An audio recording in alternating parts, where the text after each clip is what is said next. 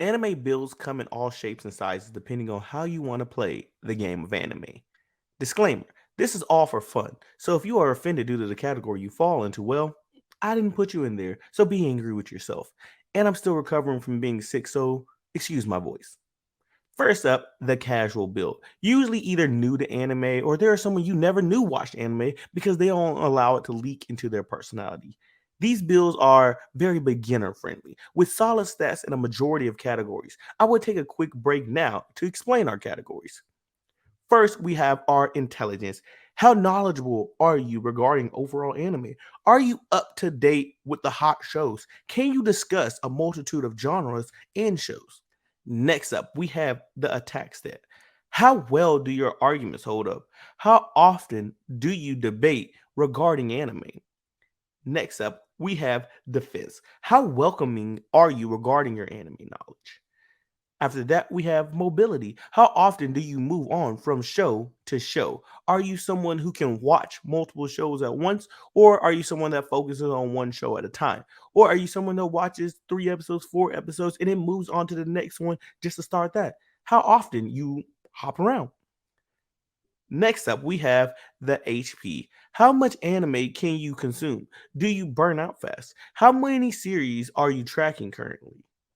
Lastly, we have our stealth. How active are you in anime circles? Are you someone who is constantly discussing with other people in anime circles, or are you someone that likes to stay alone and in the background and in the shadows and not really discuss it? Are you going to the conventions if you're able to? Are you talking to other people in the community? Or are you just avoiding it altogether? So now that you all understand, let's get back to the casual build. These builds aren't very suitable for competitive playthroughs or solo runs due to the lack of intelligence in this build. Even with time, having this build's intelligence increase via level up, it would still be at the cost of its HP, preventing it from truly reaching the competitive landscape. These builds usually focus on series such as Naruto, Demon Slayer, Dragon Ball Z, etc. They may have tried a series such as Death Note, and they love to ask if you've seen insert mainstream shonen anime.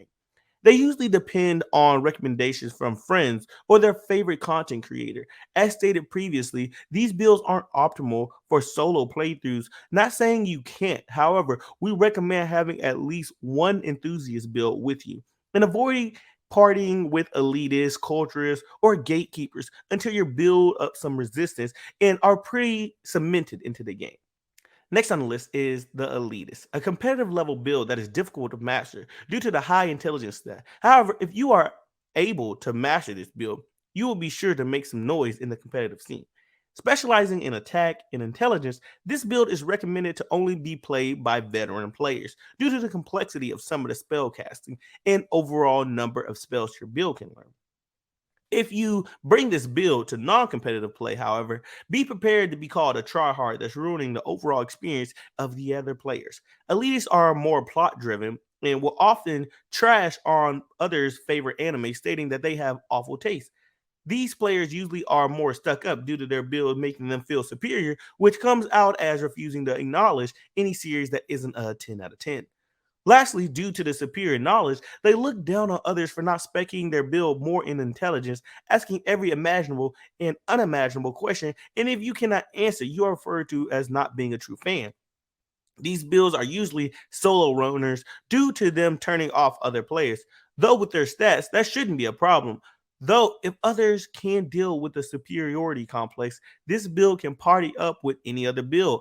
Although I would still avoid beginner level or casual or cultures for morale's sake. Speaking of cultures, they are the next build we're going to be diving into. This is a build that seems to be thought of the most when speaking of the game anime. Non players are usually familiar with this build as well as the otaku build, even though they have never loaded up the game. This is a build many beginners should avoid early on, as to not make them want to completely uninstall the game. This build cares less about the story, but rather their character design and how they can build their character to their liking. The D-Bangs of the world, full body pillow, Rule 34s. Some say there are other games out there you could play, such as the Haname game. However, if that's not enough for you and you prefer both sides, you love your waifus or husbandos, though other party members think of you more of a gag build, and you still bring enough to the table to be viable in most situations. Now we are at the halfway point, and I just want to remind everyone that if you're enjoying the video, to like and subscribe. Now back to the video. Next on our list is the Gatekeeper, specking in high defense. This would be the ideal tank, but alas, the people that usually play this build don't usually work well with others, preventing the party from maximizing its effectiveness. However, if you are able to get this build to cooperate, your team will gain an amazing asset. This build usually tends to engross themselves in a handful of series and prefer to keep these series on the download. Once these series are discovered and start heading towards the mainstream media, this build usually abandons ship, searching for the next series to try and lock down. Though this doesn't happen as often as it did in the past, now that they are aware of the dangers of other builds, so they are more well equipped, expecting in their high defense to combat this. Similar to the elitists, they will insist that your anime taste is trash, making statements such as anime isn't the same anymore. They are a viable build, but aren't welcoming to new players, hurting their ability to party up with others. Their stats make it less than ideal to play solo, however, they tend to stick together, partying with one another. The next two should go by much faster, starting with the Enthusiasts. They are rather carefree, like the casuals, just happy to be there, just happy to play the game. This build isn't a competitive build by no means.